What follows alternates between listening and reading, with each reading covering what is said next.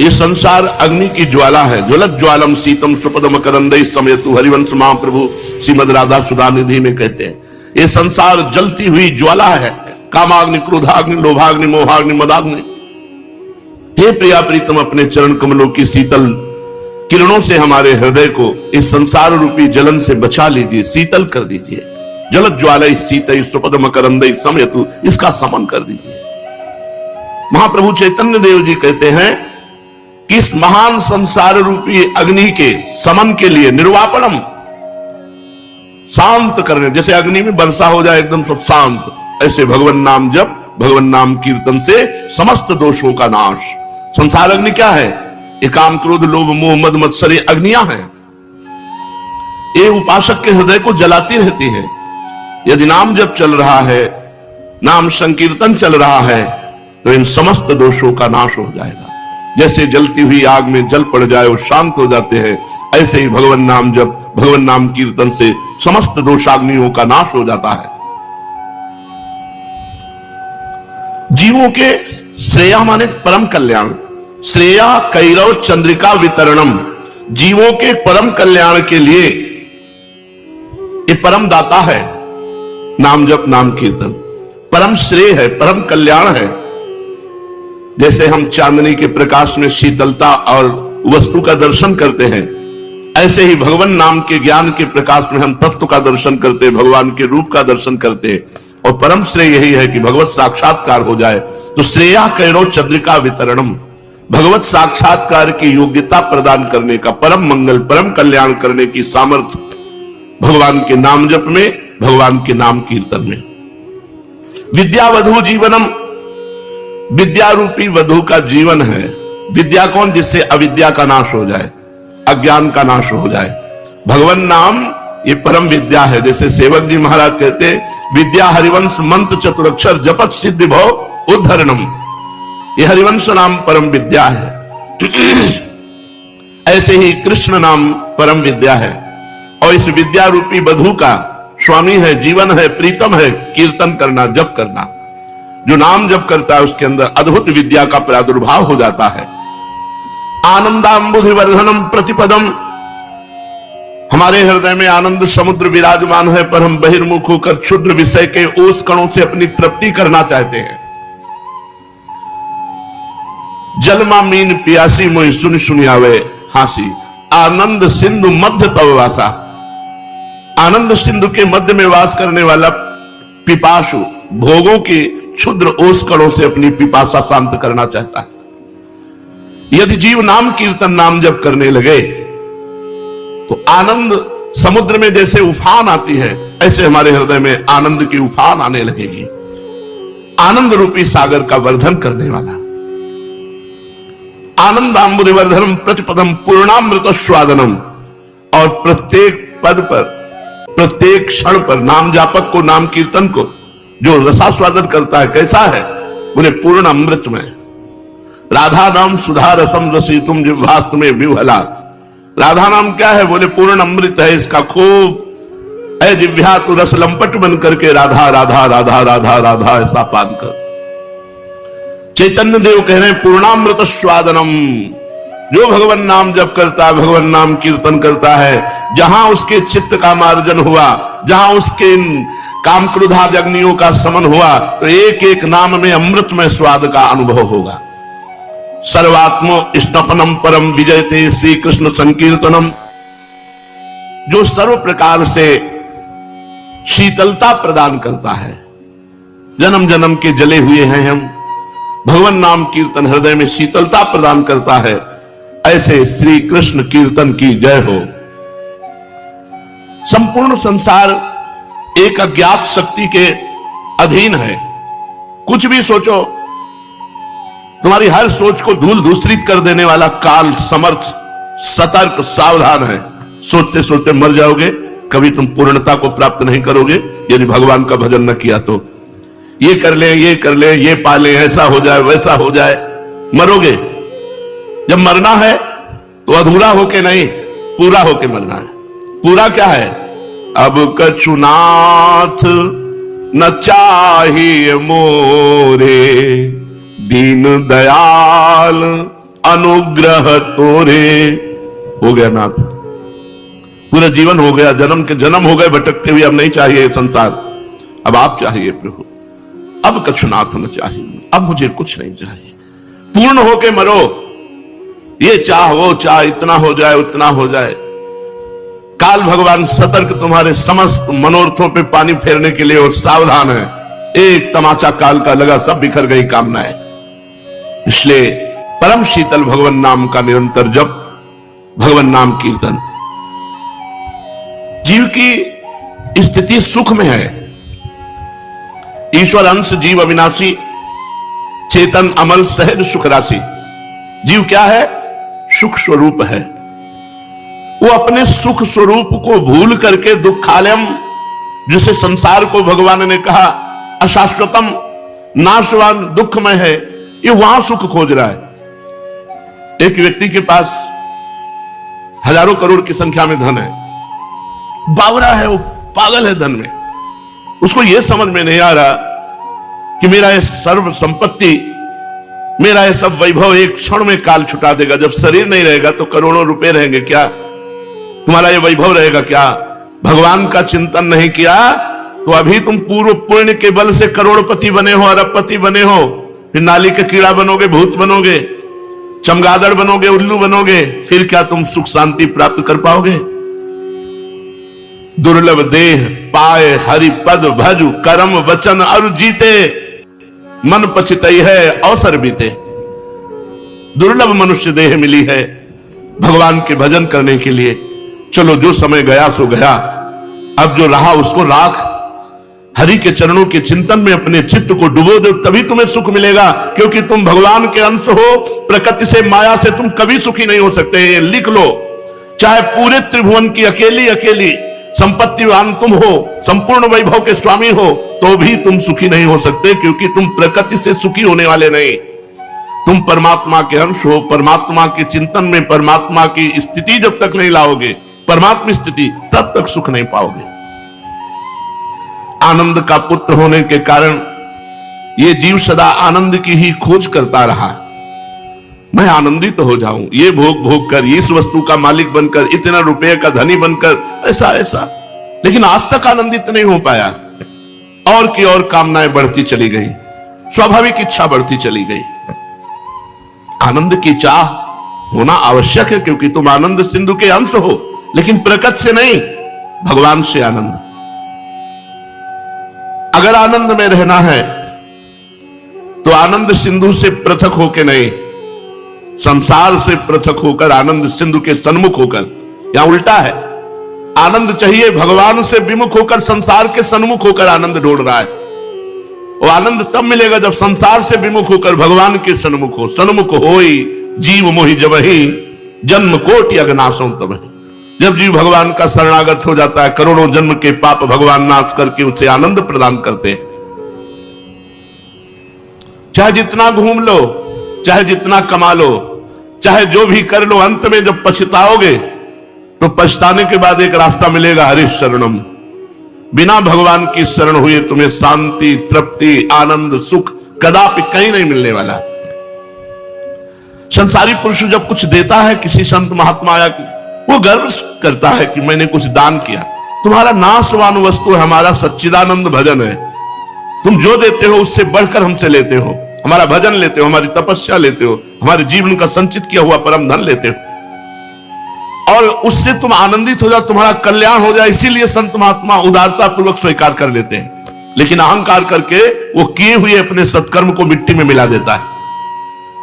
मैंने ये किया, अगर वहीं वो सोच ले तो दीयम वस्तु गोविंदम तुभ्यमेव समर्पये, हे भगवान आपकी दी हुई वस्तु आपको देते हैं, तो प्रकृति में रहते हुए भी उसे परमात्मानंद की अनुभूति होने का मार्ग खुल जाए। पर बहुत देहाभिमान, इसीलिए आज शुरुआत किया सत्संग की, देहाभिमान ही जीव के जन्म मृत्यु की श्रृंखला है। मनन करने वाले प्राणियों का मन दो प्रकार का मनन करता है। सब प्राणी मनन करते हैं। एक विषयों का मनन करता है और एक भगवान का मनन करता है। विषयों का मनन करने वाला दुर्गति को प्राप्त होता है और भगवान का निरंतर मनन करने वाला भगवत प्राप्ति होती है, उसे परम पद का अधिकारी होता है। सोचना चाहिए कि सर्वत्र कोई है एक परमात्मा जो समस्त जीवों की गति का निरीक्षण करता है, उनके कर्मों का फल देता है, सब जीवों के ऊपर जो शासन करता है, इसीलिए उसका एक नाम ईश्वर है। जीव का मुख्य लक्ष्य है ईश्वर को रिझा लेना, ईश्वर को प्रसन्न कर लेना। नाम कीर्तन करते हैं, नाम जब करते मानो हम उन्हें पुकार रहे, राधा राधा राधा। हम पुकार रहे, प्रभु हमारी पुकार सुनकर आप प्रसन्न हो जाओ। रो रो के पुकार रहे, हे दीनानाथ, हे दीन बंधु, हे पतित पावन, न जाने कितने कितने अपराध किए, पाप किए, स्वामी अब कृपा करके क्षमा कर दो और ये अद्भुत मनुष्य जीवन सार्थक कर दो, आपकी प्राप्ति हो जाए। यदि नाम कीर्तन नाम जप ना किया जाए तो कलयुग में कोई और भगवत प्राप्ति का साधन नहीं रह गया है। सतयुग में ध्यान के द्वारा, त्रेता में यज्ञ के द्वारा, द्वापर में पूजा के द्वारा, कलयुग में केवल नाम कीर्तन नाम जप के द्वारा भगवत प्राप्ति बताई गई। चैतन्य महाप्रभु प्रकट होकर के इसी की स्थापना की, नाम की। महाप्रभु अपने विद्यार्थियों को जो न्याय शास्त्र, तर्क शास्त्र, व्याकरण शास्त्र का अध्ययन कराते थे वो सब बंद कर दिया। सबसे कह दिया तुम जाकर कहीं पढ़ लो, अब हमारी सामर्थ्य नहीं है कि हम तुम्हें पढ़ावें, क्योंकि हमारे चित्त को कोई घसीट रहा है। मैं पढ़ाना चाहता हूं लेकिन मैं पढ़ाने में असमर्थ हूं। मेरे सामने एक सांवला सांवला ललित त्रिभंगी नव किशोर खड़ा हो जाता है तो बस उसी का नाम, उसी का रूप मेरे हृदय में स्फुरित होता है। अब और कोई पढ़ाई लिखाई ना हो सकती है, ना हम में अब सामर्थ्य रह गई है। पाठशाला जाना बंद कर दिया।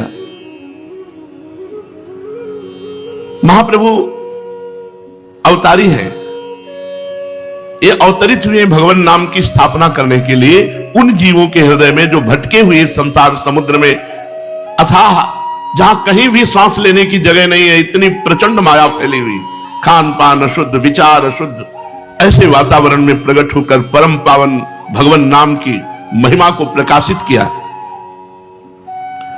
महाप्रभु की दशा गंभीरता की तरफ बढ़ती चली जा रही थी। कभी होश में आते तो भगवान श्री कृष्ण की चर्चा करते, नहीं तो बेहोश स्थिति, अंतर में डूबे हुए, बाहर से एकदम शांत, कभी अशुभ प्रवाह कर रहे, कभी हा कृष्ण ऐसा।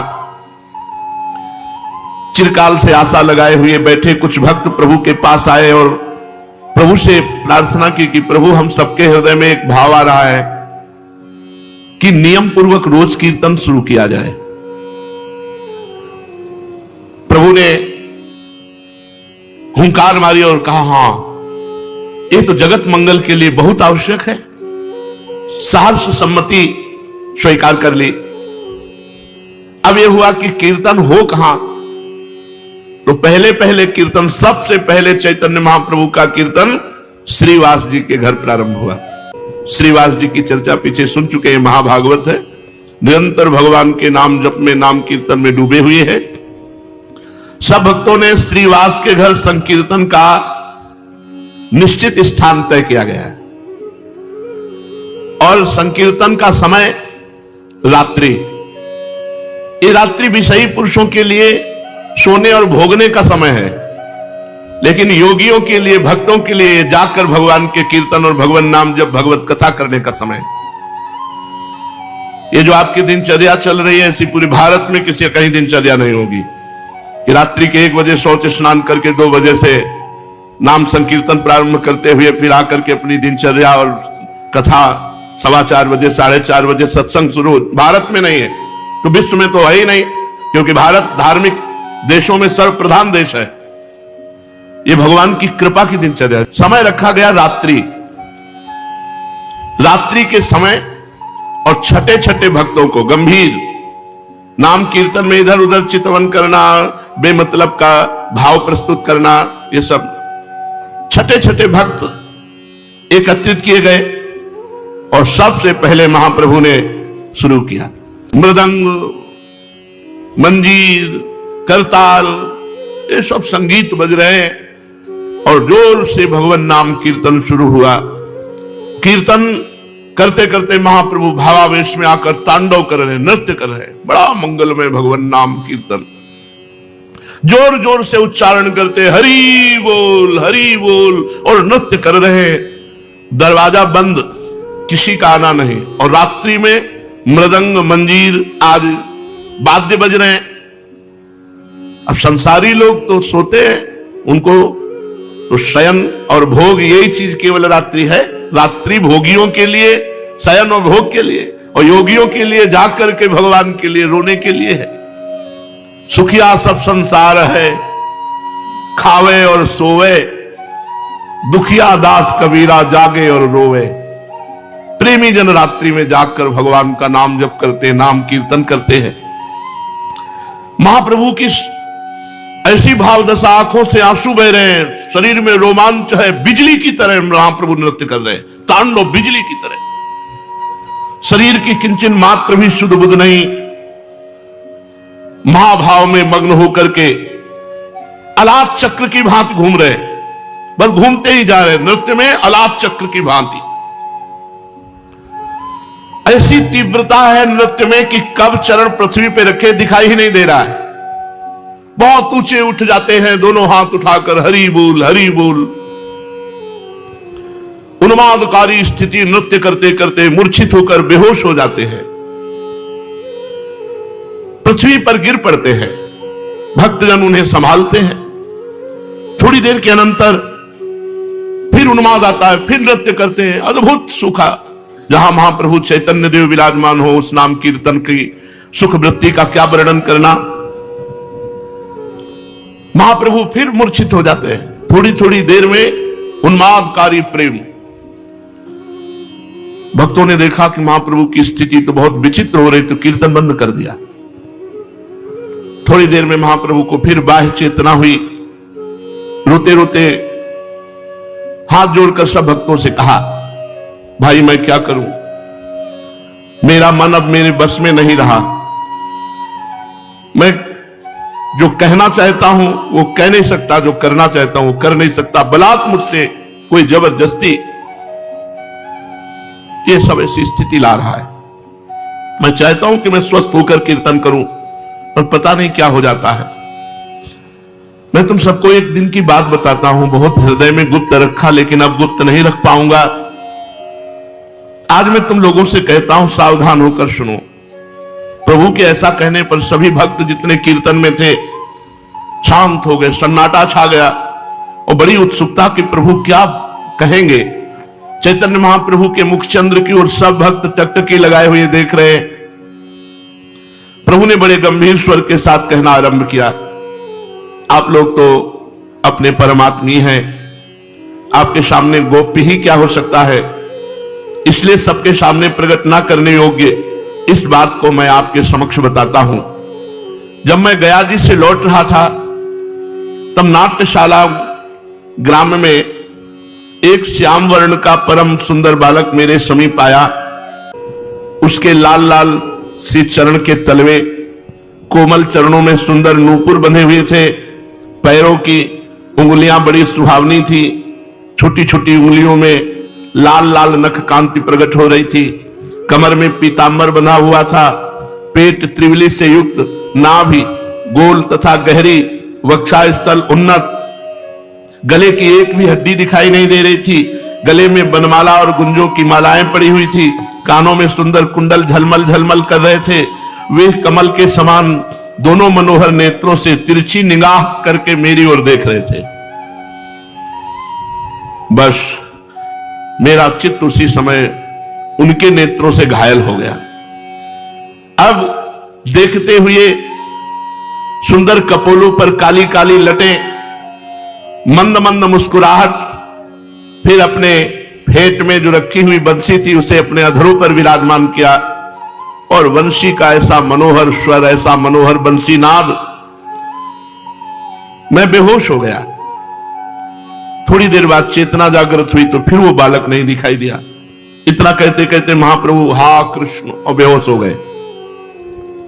उनकी आंखों से अश्रुधारा बहने लगी, शरीर के संपूर्ण रोम बिल्कुल खड़े हो गए, और मूर्छित दशा में महाप्रभु एक श्लोक गाए।